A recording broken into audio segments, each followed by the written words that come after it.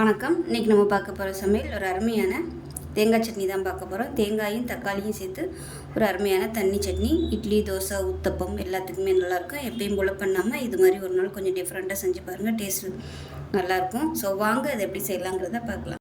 இப்போ ஒரு mixie jar எடுத்துக்கலாம். இதில் வந்து ஒரு 6லேருந்து 7 வரமிளகா சேர்த்துக்கலாம். காரத்தை பொறுத்து நீங்கள் வரமிளகா எவ்வளோ வேணாலும் சேர்த்துக்கலாம். இதில் வந்து ஒரு 1/4 மூடி துருவன தேங்காய் சேர்த்துக்கலாம். ஃபஸ்ட்டு இதை வந்து நம்ம அரைச்சிக்கலாம். இப்போ இந்த அளவுக்கு அரைச்சிக்கோங்க. இதில் மீடியம் சைஸாக ஒரு 2 தக்காளி சேர்த்துக்கலாம். இப்போ இதை வந்து அரைச்சிட்டு வந்துடலாம். இப்போ பாருங்கள், நல்லா இந்த அளவுக்கு நல்லா நைஸாக அரைச்சாச்சு. இப்போ ஒரு கடாயை எடுத்துக்கலாம். இதில் வந்து தாளிக்கிற அளவுக்கு எண்ணெய் சேர்த்துக்கலாம். ஒரு 3 டீஸ்பூன் போல் எண்ணெய் சேர்த்துக்கலாம். வெங்காயமும் வதக்கணும்.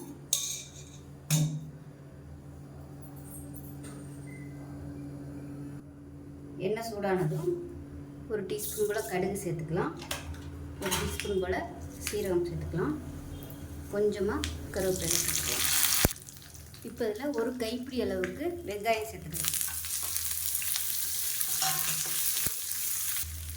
வெங்காயம் வதங்குறதுக்கு உப்பு சேர்த்துக்கலாம். இப்போ வெங்காயம் நல்லா கொஞ்சம் ப்ரௌனாக வர ஆரம்பிச்சிருச்சு. இதில் கொஞ்சமாக பெருங்காயத்தூள் சேர்த்துக்கலாம். சேர்த்துட்டு மிக்ஸ் பண்ணி விட்டுக்கலாம்.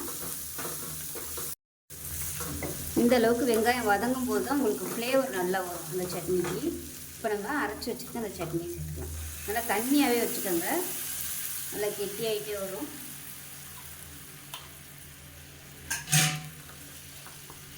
இப்போ நல்லா கிளறி விட்டுக்கலாம். கொஞ்சம் நல்லா கொதி பிடிச்சி வர்ற வரைக்கும் கிளறி விட்டுகிட்டே இருக்கணும். உப்பு செக் பண்ணி பார்த்துட்டு உப்பு சேர்த்துக்கலாம்.